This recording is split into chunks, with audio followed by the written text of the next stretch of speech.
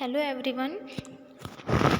अब हम बच्चों में होने वाली एक इम्पॉर्टेंट न्यूट्रिशनल जो डेफिशिएंसी डिजीज़ है उस पर डिस्कस करने वाले हैं, जो कि बहुत इम्पॉर्टेंट टॉपिक है, जिसका नाम है पीएम, मतलब प्रोटीन एनर्जी माल न्यूट्रिशन। ठीक है, तो अगर आपको एग्ज़ाम में आता है, what do you mean by PM, आप पीएम से क्या समझते हो? जो प्रोटीन एनर्जी माल न्यूट्रिशन है वो एक्चुअली क्या होता है, उसको डिफाइन करेंगे एंड एक्सप्लेन इन डिटेल, और इसको डिटेल में हम डिस्कस करेंगे कि जो प्रोटीन एनर्जी माल न्यूट्रिशन होता है वो क्या होता है, और ये इसके कितने टाइप्स होते हैं, और ये किस चीज़ की डेफिशिएंसी से, कौन से न्यूट्रिशन की डेफिशिएंसी से कॉज होता है। तो फर्स्टली पीएम क्या होता है? पीएम मीन्स प्रोटीन एनर्जी माल न्यूट्रिशन, जो कि प्रोटीन की कमी से बच्चों में मेनली दिखाई देता है। अब ये 2 टाइप्स के होते हैं। जब प्रोटीन की कमी हो जाती है बच्चों में तो उसके 2 सिम्टम्स दिखाई देते हैं, मतलब 2 डिसीजेस कॉज होती हैं, जिनके नाम है first marasmus and second is kwashiorkor. अब हम इसको 1 बाय 1 डील करते हैं, डिस्कस करते हैं। फर्स्टली मरासमस पे कि मरासमस क्या होता है, आफ्टर दैट हम क्वाशियोरकर पर डिस्कस करेंगे। तो पहले मरासमस क्या होता है? मरासमस किसी भी एज में हो सकता है, लेकिन 1 ईयर से कम एज के बच्चों में ये कॉमनली दिखाई देता है। मतलब जो मरासमस है वो किसी भी एज ग्रुप के चिल्ड्रंस को हो सकता है, बट जो मेनली ये जिन एज ग्रुप के बच्चों में देखा गया है उनकी एज थी 1 ईयर की या फिर उससे कम। तो अब इसके साइन एंड सिम्टम्स क्या होते हैं? मरासमस आप सभी जानते हो कि प्रोटीन की कमी से होता है। प्रोटीन एंड कैलोरी की कमी जब बॉडी में हो जाती है तो जो सिम्टम्स दिखाई देता है वो मरासमस के दिखाई देते हैं। तो क्या सिम्टम्स दिखाई देंगे जब मरासमस बच्चे को कॉज होगा? तो कुछ साइन एंड सिम्टम्स है। तो क्या होगा इसमें? बच्चा दुबला पतला, और जो स्किन है उसकी जो बोन्स है उसका जो स्केलेटल है वो एकदम मतलब स्केलेटल टाइप का हो जाते हैं। जो बोन्स हैं मतलब बहुत, कहने का मतलब ये है कि बच्चा बहुत ही दुबला हो जाता है, जिससे वह ओल्ड मैन की तरह दिखता है। जैसे एज बढ़ जाती है ज़्यादा, जो ओल्डर मेंस पीपल्स हमने देखे हैं जिनकी एज ज़्यादा हो जाती है वो जिस टाइप के दिखाई देते हैं, बहुत ही वीक टाइप के दिखाई देने लगते हैं एज के साथ। तो उस टाइप से ही बच्चा बहुत ही वीक दिखने लगेगा, जो दुबला पतला दिखने लगेगा, उसकी जो बोन्स है वो प्रॉपर प्रोमिनेंट होने लगेगी। अब सेकंड जो है scaphoid abdomen, scaphoid boat like, उसमें क्या होगा, जो एब्डोमेन है वो थोड़ा सा बाहर की तरफ निकला हुआ रहेगा। देन थर्ड है बॉडी टेम्परेचर और ब्लड प्रेशर प्रायः क्या है, एबनॉर्मल रहेंगे। मतलब जो बॉडी टेम्परेचर है वो इंक्रीज़ होगा, कभी डिक्रीज़ होगा, और जो ब्लड प्रेशर है, जो ब्लड प्रेशर का जो लेवल है वो एबनॉर्मल रहेगा, मतलब कभी कम होगा कभी ज़्यादा होगा। अब और क्या सिम्टम्स दिखाई देंगे इसमें? जो हेयर हैं बच्चे के वो कैसे होंगे? ड्राई होंगे और थोड़े खुरदुरे होंगे। जो बच्चे के हेयर है वो ड्राई दिखेंगे, है ना। और क्या होगा? अत्यधिक वेट लॉस होगा, इसमें बहुत ज़्यादा वेट लॉस होता है।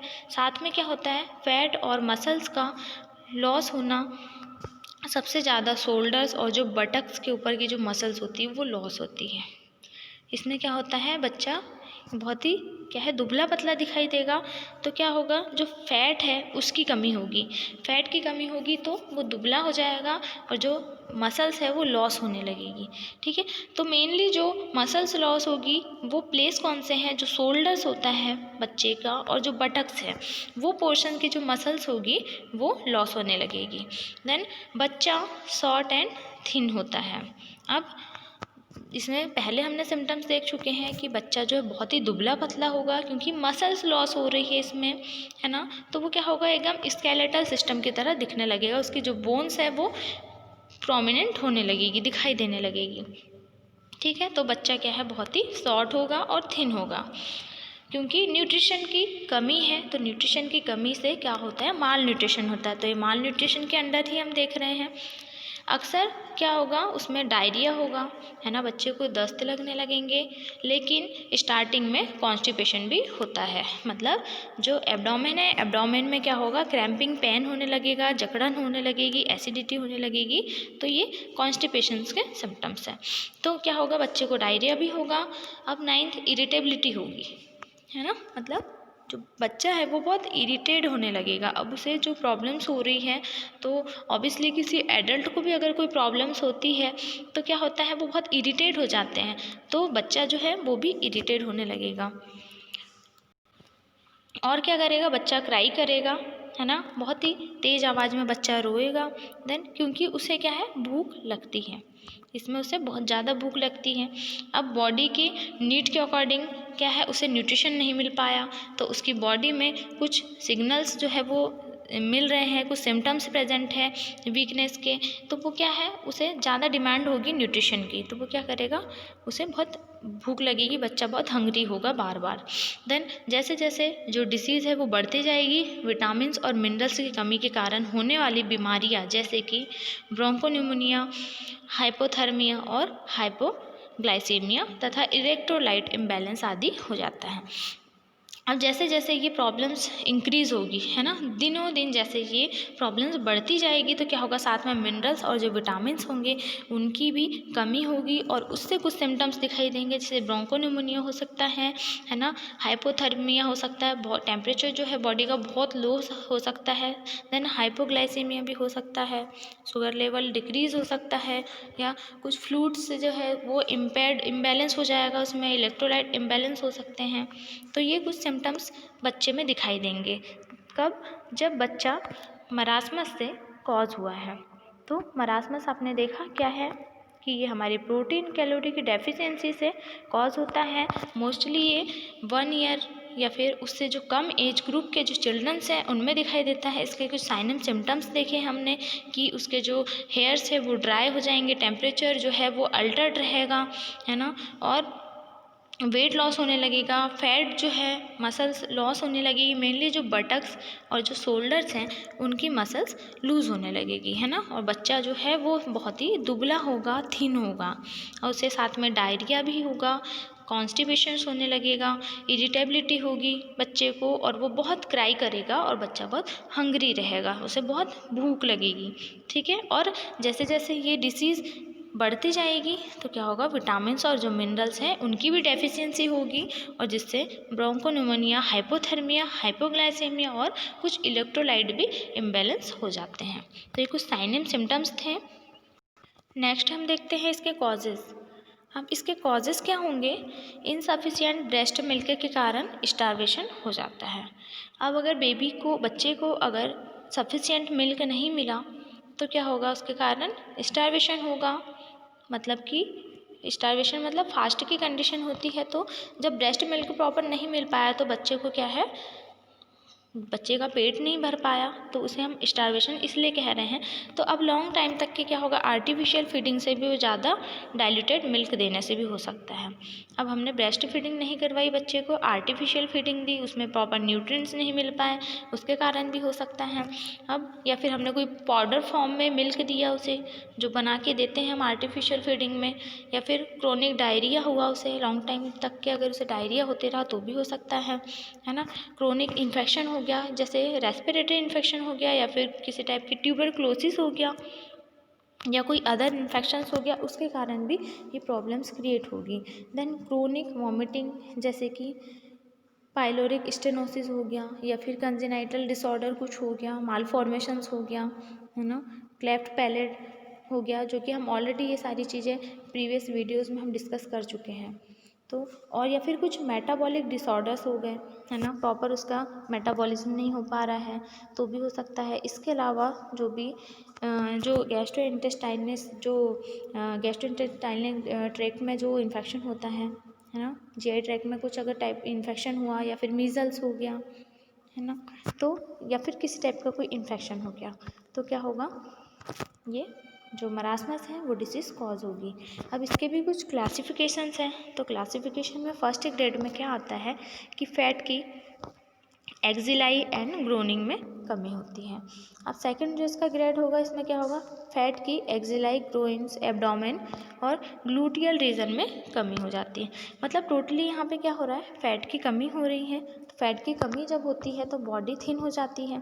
तो ये सरफेस एरिया बता रहा है कि फैट की कमी फर्स्ट ग्रेड में कहाँ पर होगी, जो एक्जिलर रीजन होगा और जो ग्रोइन रीजन होगा बच्चे का, वहाँ पर फैट की कमी होगी। अब जब सेकेंड ग्रेड में होगा तो फैट की कमी एक्जिला में होगी, ग्रोइन रीजन, साथ में एब्डोमेन में भी होगी, ग्लूटियल रीजन में भी कमी होगी। देन ग्रेड थर्ड में बात करें तो क्या होगा, ये जो ऊपर जा रहे हमने जो सिम्टम्स देखे हैं, मतलब जो एक्जिला, ग्रोइन, एब्डोमेन में जो फैट की कमी है वो भी होगा, साथ में जो चेस्ट है और जो स्पाइन है बच्चे का, वहाँ पर भी फैट की कमी देखी जाएगी। देन ग्रेड फोर्थ में जो सारे सिम्टम्स हमने ऊपर जहाँ पे जो सरफेस एरिया देखा जहाँ पे फैट की कमी हो रही थी, उसके साथ साथ जो बक्कल कैविटी है, चीक एंड माउथ जो है, वहाँ से भी फैट जो है लॉस हो जाएगा। अब इसका मैनेजमेंट देखते हैं कि अब हम इस कंडीशन में मैनेजमेंट क्या करेंगे। तो हिस्ट्री कलेक्शन करना है। फर्स्टली हमें हिस्ट्री लेना है पेशेंट की।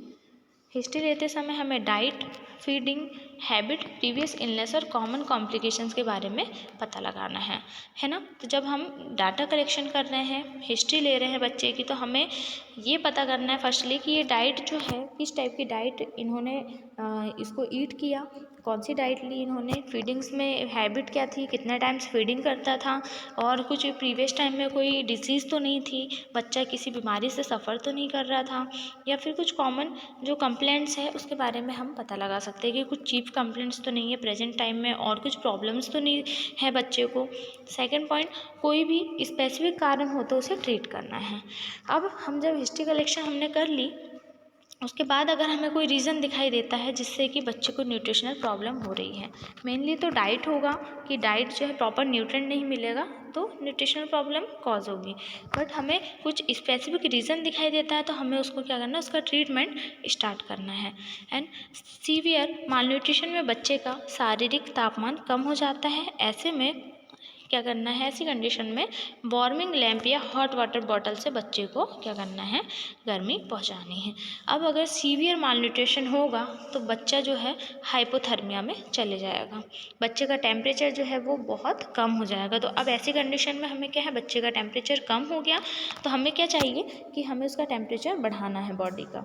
तो हम उसके लिए कुछ वार्मिंग लैंप्स का यूज़ करते हैं, या फिर हॉट वाटर बॉटल्स से क्या करना है, हमें बेबी को थोड़ा सी क्या करना है, गर्मी देना है। या फिर बच्चे की जो भी डिसीज़ है उसकी प्रोग्रेस को देखने के लिए क्या करना है, डेली हमें उसका वेट करना है और रिकॉर्ड करना है। अब जैसा कि इसमें वेट लॉस होता है, मरासमस जो डिसीज़ है इसमें कंटिन्यूसली बच्चे का वेट लॉस होने लगेगा, तो हमें क्या करना है, डेली बच्चे का वेट रिकॉर्ड करना है कि बच्चे का वेट कितना है और कल कितना वेट था और आज इसमें कितना डिफरेंस दिखाई दे रहा है। तो हमें डेली उसका वेट चेक करना है। देन फिफ्थ जो पॉइंट है, धीरे धीरे कैलोरी इनटेक इंक्रीज करना है। फिर हमें क्या करना है, न्यूट्रिशन उसकी डाइट में ऐड करना है और उसे कंटिन्यू न्यूट्रिशन देना है। जो न्यूट्रिशनल जो डाइट्स हैं जिसमें प्रॉपर प्रोटीन्स इंक्लूड हो, वो हमें डाइट उसे रिकमेंडेड करनी है। 6 पॉइंट देखेंगे, diet first grade and second grade में बच्चे को भूख लगती है तो वह खा सकता है। अगर उसके डाइजेशन में किसी भी प्रकार की प्रॉब्लम्स होती है या कोई बैलेंस डाइट के रूप में कोई कैलोरीज बढ़ानी है, या फिर जो मरासमस है अगर वो थर्ड स्टेज या फिर फोर्थ स्टेज में हो, तो बच्चा जो है फीड लेने में इंटरेस्टेड नहीं होगा। मतलब ज़्यादा प्रॉब्लम्स होगी तो क्या होगा, वो उसे एनोरेक्सिया हो सकता है, बच्चा इरिटेट भी हो सकता है, या फिर फीडिंग करते टाइम जो फीडिंग को रिफ्यूज़ कर सकता है, फीड नहीं करेगा बच्चा और ठीक से फीड नहीं लेगा। तो क्या ऐसी कंडीशन में जो एनजी ट्यूब्स हैं उससे डालकर हमें क्या करना है, फीडिंग करवानी।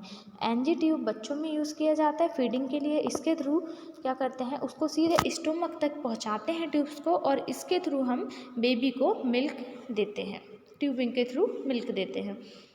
अब जैसे जैसे जो बच्चा है वो ओरल फीड लेने लगेगा तो हम क्या करेंगे, जो एनजी ट्यूब हमने जो बच्चे में इंसर्ट की थी उसको हटा देंगे और हम उसको माउथ से ओरल फीड देना स्टार्ट कर देंगे। अब ऐसे टाइम पे बच्चों में जो डाइट है, मिल्क, एग या फिर जो पल्सेस हैं, सीरियल्स है, ग्राउंड नट्स हैं, ऑयल्स बटर दे रहे थे, वेजिटेबल्स, बनाना या फिश मीट, इस टाइप की जो डाइट्स है वो हमें इंक्लूड करनी है। ये जो डाइट्स आपको दी हुई है इसमें ऑल टोटल डाइट्स में क्या है, प्रोटीन एक अच्छी क्वांटिटी में प्रेजेंट है। इन सारी डाइट्स में प्रोटीन अच्छी मात्रा में प्रेजेंट होता है, तो हमें ये सारी डाइट्स बच्चे को देनी है कि जिससे प्रोटीन की कमी हो रही है तो हमें उसको क्या करना है, प्रोटीन को उसकी बॉडी में उसकी क्वांटिटी बढ़ानी है, तो हम ये सारी डाइट्स उसको देंगे। और इसके अलावा जो बच्चा है उसको अगर कोई भी चीज़ अगर वो पसंद करता है तो हमें क्या करना है, उसको वो चीज़ देनी है। अब एज के अकॉर्डिंग जब नॉर्मल बच्चे का जितना वेट होना चाहिए उस एज के अकॉर्डिंग कैलोरी और प्रोटीन कैलकुलेट करके देना है। मतलब अब बच्चे की एज देख लेना है पहले कि कितनी एज है बच्चे की, उसका वेट इस एज में कितना होना चाहिए एक नॉर्मल बच्चे का, तो हमें उसके अकॉर्डिंग क्या करना है, कैलकुलेट करना है पहले डाइट को, और उस टाइप से प्लान करके हमें उसे डाइट देनी है कि हमें इतना वेट इसका करना है, इसकी एज के अकॉर्डिंग हमें इतना वेट बच्चे का होना चाहिए। तो हमें क्या करना है, कैलकुलेट करना है और उसके अकॉर्डिंग हमें प्रोटीन डाइट देनी है, ना ज़्यादा देना है और ना कम देना है।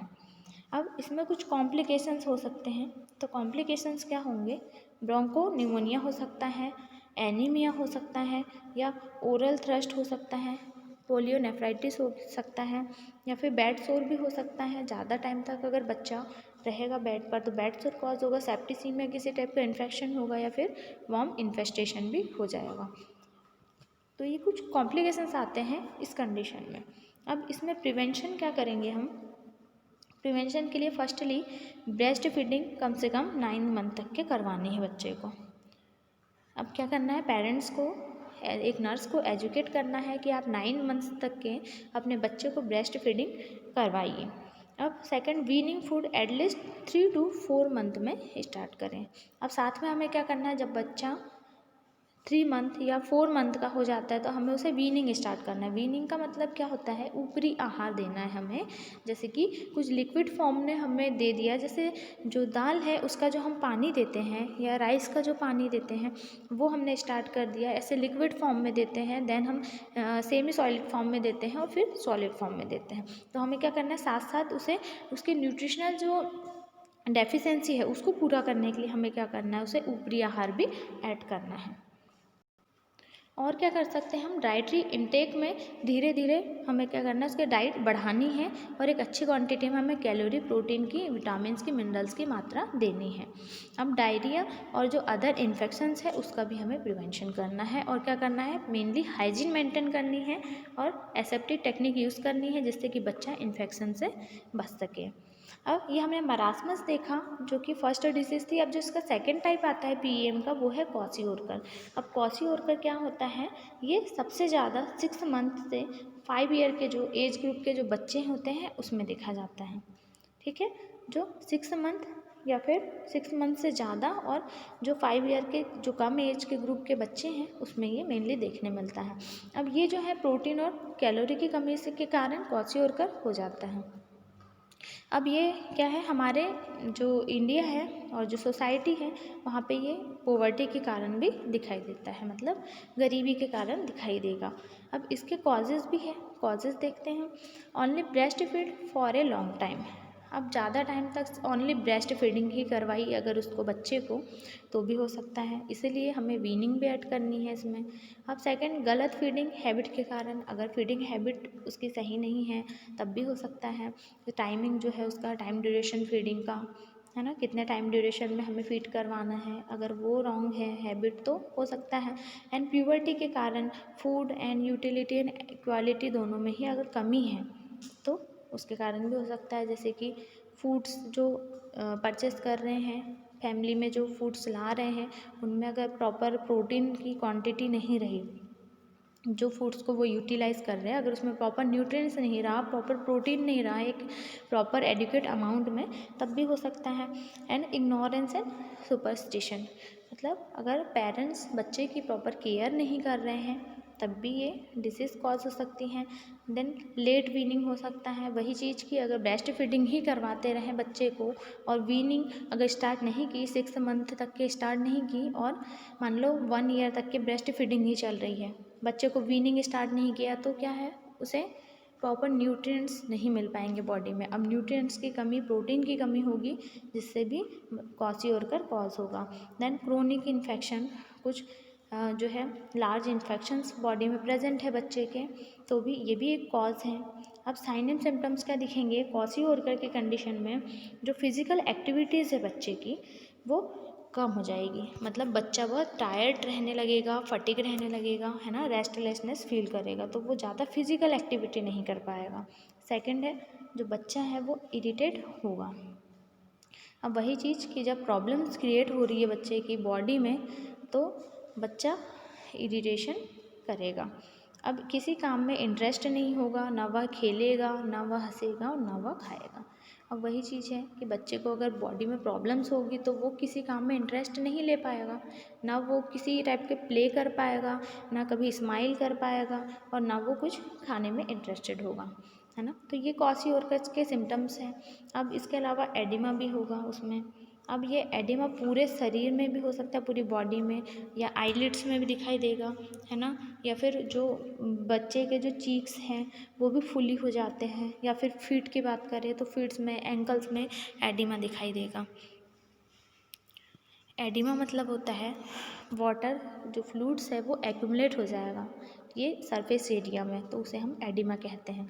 अब फिफ्थ पॉइंट जो है स्किन चेंजेस होने लगेंगे। स्किन चेंजेस में क्या होगा? स्किन चेंजेस धीरे धीरे होंगे। सबसे पहले एरिथमा होगा, है ना, कुछ जो है स्किन्स में कुछ लीजन्स दिखाई देंगे, है ना, फिर हाइपर पिगमेंटेशन होने लगेगा, फिर क्या होगा? अल्सरेशन भी होगा, धीरे धीरे जो है अल्सर टाइप के फॉर्म होने लगेंगे स्किन्स में। और सबसे पहले ये एंकल्स में चेंजेस देखने मिलेंगे, मतलब बेबी का जो फीट है वहाँ जो एंकल्स जो प्रेजेंट हैं, एंकल्स का जो पोर्शन है वहाँ पे मेनली ये सिम्टम्स दिखाई देंगे।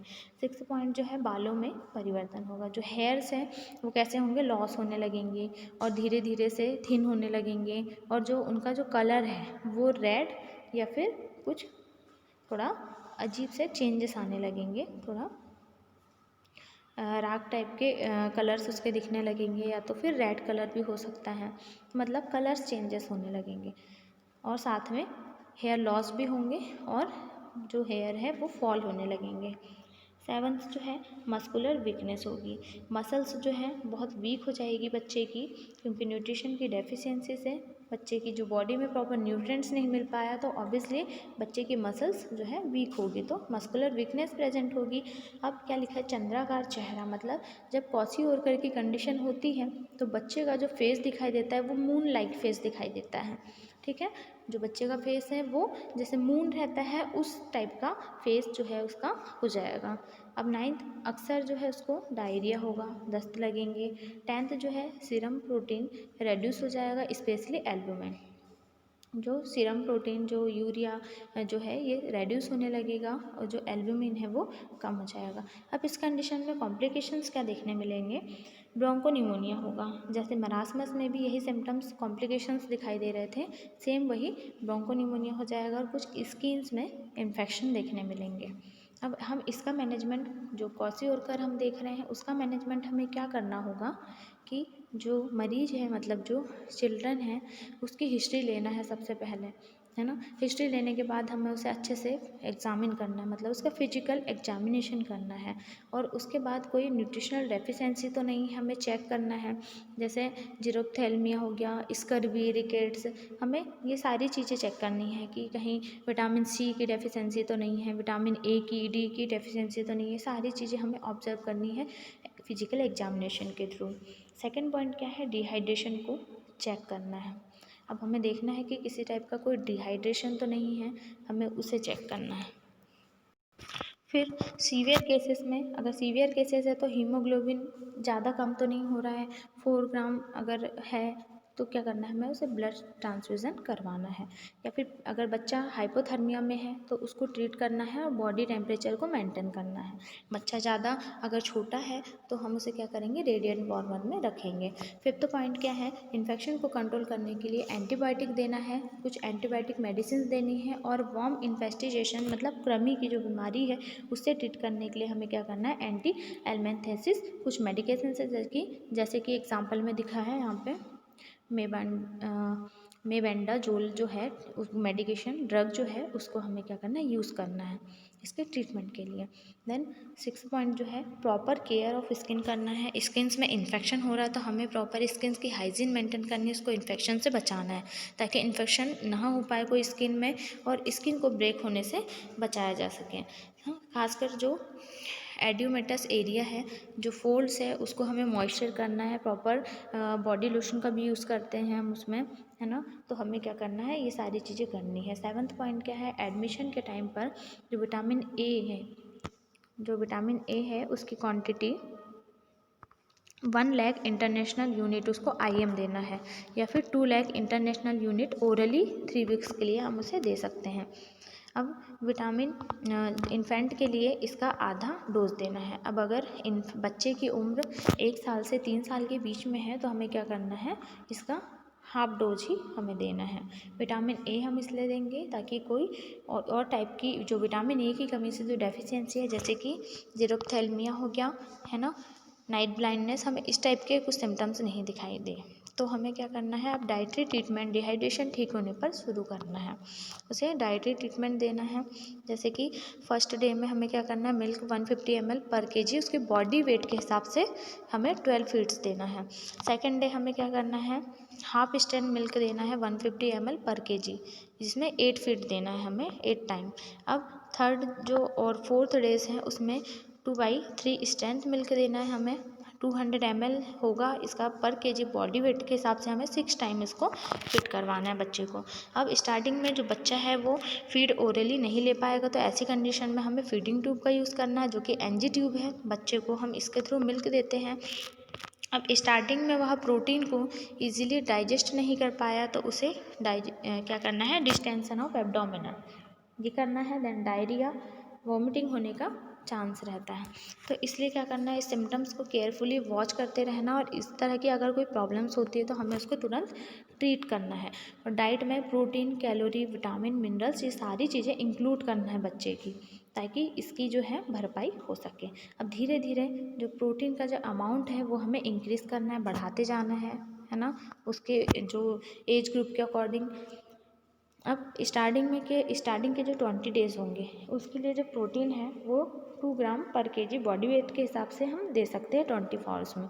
अब धीरे धीरे हमें इसकी क्वांटिटी बढ़ा के क्या करना है, 5 to 6 ग्राम पर kg बॉडी वेट के हिसाब से हमें 20 आवर्स में इसे दे सकते हैं।